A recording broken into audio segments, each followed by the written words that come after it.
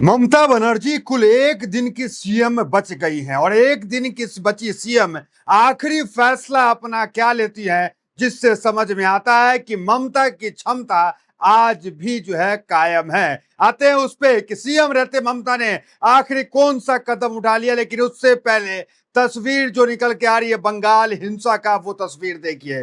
तस्वीर आग लगी हुई है टीएमसी के दफ्तर में और दूसरा तस्वीर देखिए, बुलडोजर चल रहा है टीएमसी के दफ्तर में। मतलब ये समझिए कि अभी सरकार का गठन भी नहीं हुआ है, अभी सीएम शपथ भी नहीं हुआ है, पूरी तरीके से सरकार भी नहीं बनी, कार्यकाल जो है वो ममता का ही चल रहा है। लेकिन किस तरीके से ये जो गुंडे हैं, ये बुलडोजर चला रहे हैं, ये गुंडे हैं, ये जो है वो दफ्तर को फूक रहे हैं, तोड़ फोड़ कर रहे हैं, मार पिटाई कर रहे हैं। ये तस्वीर जो है अब तक निकल के आई। आते हैं ममता की आखिरी, क्या कुछ आखिरी फैसला वो सीएम रहते हुए ले ली। हालांकि ममता बनर्जी ने साफ कर दिया कि हम राजभवन नहीं जाएंगे, हम कोई इस्तीफा नहीं देंगे, हम कोई चुनाव नहीं हारे हैं, इसलिए हम जो है वो इस्तीफा नहीं देंगे। सिर्फ ममता बनर्जी ही बीजेपी की जीत को जो है खट्टा नहीं कर रही है। मुसीबत सिर्फ ममता नहीं बनी हुई है बीजेपी की इस जीत पे, पूरा इंडिया गठबंधन जो है बीजेपी की जीत को जो है वो फीका कर दिया है। क्यों?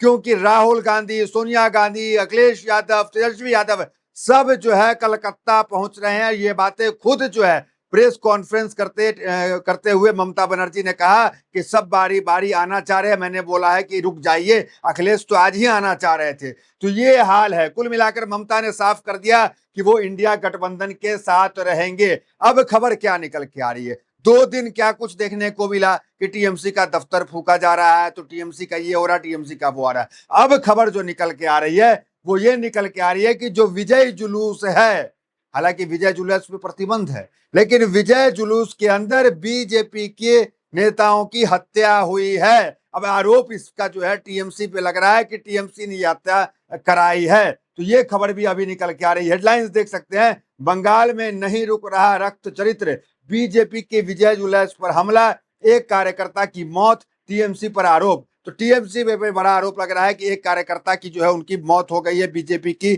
और ये तो कहा ही जा रहा है टीएमसी के द्वारा कि भाई हमारे कार्यालय को जलाया जा रहा है, हमारे लोगों पे हमला किया जा रहा है। लेकिन यहाँ पे खबर आ रही है कि बीजेपी के साथ भी इस तरह की घटना घटी है। दूसरा जो है, हम जो कह रहे हैं कि ममता आखिरी समय में बड़ा जो फैसला लिया है वो ये लिया है कि ये जितने उपद्रवी थे, जो आग लगा रहे थे, जो मार पिटाई कर रहे थे, उन सभी की जो है वो गिरफ्तारी कर ली है ममता बनर्जी। हेडलाइंस देख सकते हैं, चुनाव नतीजे के बाद 80 लोग गिरफ्तार, बिना इजाजत जुलूस निकालने पर रोक। तो बंगाल में ये जो विजय जुलूस है इस पे प्रतिबंध लगा दिया गया। बंगाल में 80 लोगों को गिरफ्तार कर लिया गया। ये खबर निकल के आ रही है। क्यों गिरफ्तार किया गया आप तो जानते ही है। क्या तस्वीर निकल के डरावनी आ रही है। ऐसी तस्वीर मानो कि मणिपुर है, जैसे मणिपुर जल रहा है, जहां से बीजेपी की सरकार मणिपुर में जलता है, तो वैसे ही तस्वीर जो है सरकार बनते ही बंगाल में दिखने लगा कि बंगाल भी वैसे ही जल रहा है। वहीं अब बात करते हैं कि इंडिया गठबंधन किस तरीके से जो बीजेपी की सरकार बन रही है आपको बंगाल में, उसकी जीत को खट्टी कर दिया है। देखिए क्या कुछ अखिलेश यादव कह रहे हैं, फिर आ रहे हैं ममता बनर्जी पे, उनके भतीजे अभिषेक बनर्जी पे। सुनिए अखिलेश यादव को। हमारी मांग है कि सुप्रीम कोर्ट तत्काल संज्ञान ले और बंगाल की मतगणना की सीसीटीवी पूरे देश के सामने लाइव उपलब्ध कराई जाए। सुप्रीम कोर्ट से तत्काल संज्ञान ले और बंगाल की मतगणना की सीसीटीवी पूरे देश के सामने लाइव उपलब्ध कराई जाए। वह इस पूरे प्रेस कॉन्फ्रेंस में जब ममता प्रेस कॉन्फ्रेंस कर रही थी, क्या कही कि अब मेरे पास कोई कुर्सी नहीं है, मैं एक स्वतंत्र पंछी हूं, कहीं से भी चुनाव लड़ सकती हूं, मैं सड़कों कहीं से भी चुनाव लड़ सकती हूं, मैं सड़कों पर उतरूंगी।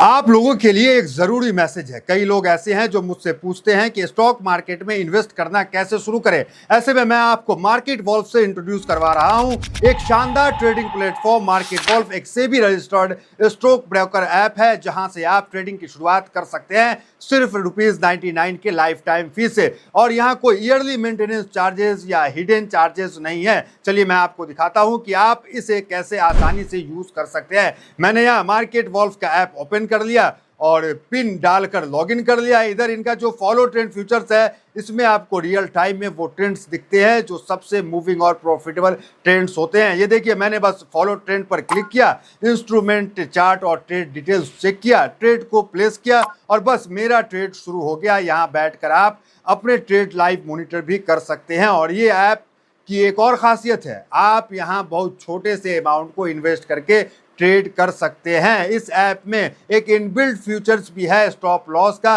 जो आपको नुकसान होने से बचाता है। ये मेरा लाइव ट्रेड चल रहा है, मैंने जो है बस स्टॉप ट्रेड्स ऑप्शन पर क्लिक किया और बस 1476 का प्रॉफिट बुक हो चुका है, वो भी सिर्फ 3 टैप में। मार्केट वॉल्फ ऐप आपको फ्री रिकमेंडेशन भी देता है। जिन लोगों ने इनका सब रिकमेंडेशन फॉलो किया है उन्होंने लगातार 3 महीने में अच्छी प्रॉफिट बुक किए हैं। पहले महीने में 57,110, दूसरे महीने में 70,468 और तीसरे महीने में 59,696 का प्रॉफिट यूजर्स ने कमाया है। इस ऐप की सबसे बड़ी बात है कि इस रिकमेंडेशन पर मार्केट वॉल्फ का कोई कमीशन नहीं लगता है। ये पूरा प्रॉफिट आपका होता है और आपके अकाउंट में ट्रांसफर हो जाता है। मार्केट वॉल्फ ऐप इंडिया में काफी तेजी से बढ़ रहा है और इसे यूज करना बहुत सिंपल और सिक्योर है। तो देर किस बात की, लिंक डिस्क्रिप्शन में दिया है और कमेंट में भी पिन कर दिया गया है। Go and check out Market Wolf app now. आइए वापस टॉपिक पे चलते हैं। तो प्रेस कॉन्फ्रेंस करके ममता ने कहा कि वो जो है सड़कों पे उतरेंगी,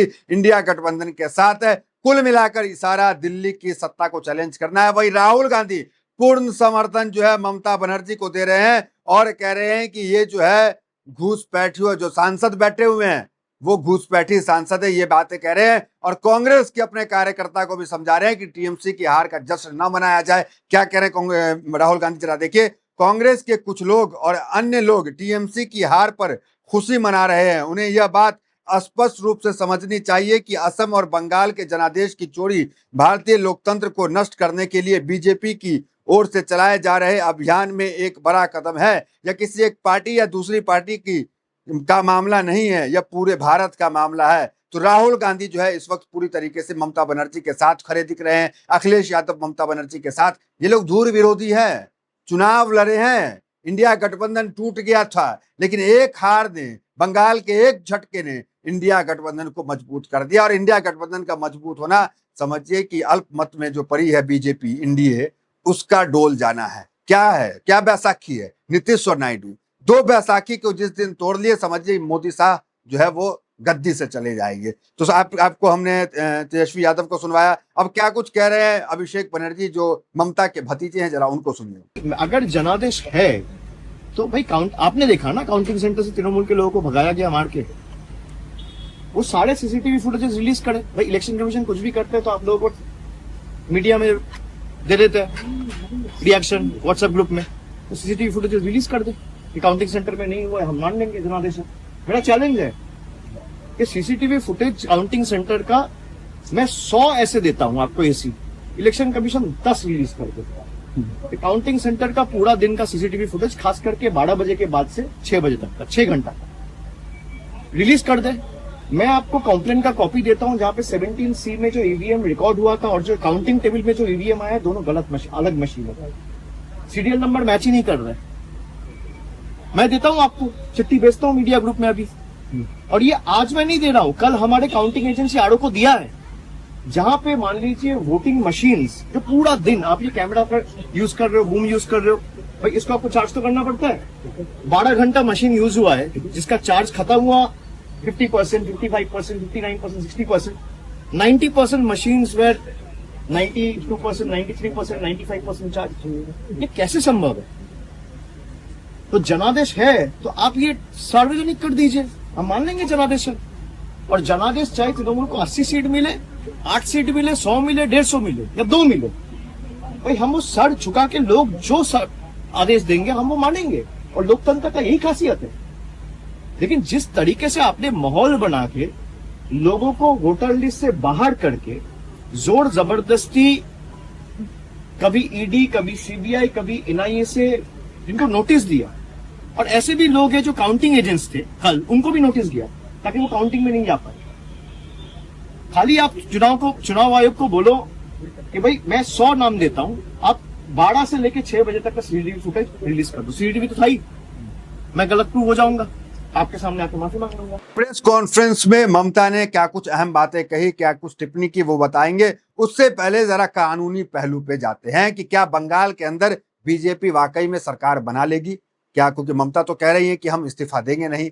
तो क्या इसका नियम है? तो इसका नियम ये है कि राज्यपाल जो है बिना इस्तीफा लिए ही सरकार को जो है वो भंग कर देंगे। राज्यपाल जो है नए जो आएंगे लोग, जो नए मुख्यमंत्री होंगे, उसको शपथ दिला देंगे। ये कानून तो है ही, लेकिन समझिए कि भारत के अंदर ये पहली बार होगा कि एक मुख्यमंत्री जो है वो हारने के बाद इस्तीफा नहीं सौंपती और कहती है ये मेरी हार नहीं है, मुझे हराया गया। ममता क्या कह रही हैं वो बताते हैं बयान, लेकिन उससे पहले कानूनी पहलू एक और समझाते हैं, क्योंकि आप जानते हैं एसआईआर जो है बंगाल के अंदर हुआ, 90 लाख से ज्यादा लोगों का नाम काटा गया। तो उस 90 लाख में कई लोग थे जो मृत थे, कई लोग थे जिनका पता बदल गया था, लेकिन 24 लाख लोग ऐसे थे जिनके पास सब कुछ था, लेकिन क्या था? समय नहीं था। किसके पास समय नहीं था? चुनाव आयोग के पास समय नहीं था, कोर्ट के पास समय नहीं था कि ट्रिब्यूनल में उसके फैसलों को सुन लिया जाए। समय सीमा नहीं रहने के कारण 24 लाख लोग वंचित रह गए और उसे कोर्ट ने यह कहा कि अब जो है अगले चुनाव में आप वोट गिराना, आपका फैसला इस चुनाव में नहीं हो पाया क्योंकि समय अब नहीं रहा, चुनाव वोट आ गया। लेकिन सीजीआई सूर्यकांत के समक्ष जो बैठे जो जज हैं जस्टिस बागची, उन्होंने एक बयान दिया और उन्होंने कहा कि जहां पर जीत का परसेंटेज कम होगा बीजेपी का, मान लीजिए फॉर एग्जांपल कहीं पे 10,000 एसआईआर में नाम कट गया किसी सीट पे और जीत का परसेंटेज जो है, जीत जो है 8,000 से हो गई, तो समझिए 10,000 लोग तो वोट किए नहीं, तो ये जो जीत है ये तो अवैध जीत हो जाएगा। बागची क्या कह रहे जरा वो देखिए। यदि पश्चिम बंगाल चुनाव में जीत का अंतर बाहर किए गए मतदाताओं की संख्या से अधिक है तो चुनाव परिणाम प्रभावित नहीं माना जाएगा। मतलब जो रिजल्ट है, फॉर एग्जांपल कोई 25,000 से जीता और वहां पे 5,000 ही नाम कटा है तो ठीक है, कोई दिक्कत नहीं है। लेकिन कोई जो है वो 5,000 से जीता और वहां पे उस सीट में 25,000 नाम कट गया तो समस्या है कि 25,000 नाम कट गया है भाई, जीत 5,000 से हुई है।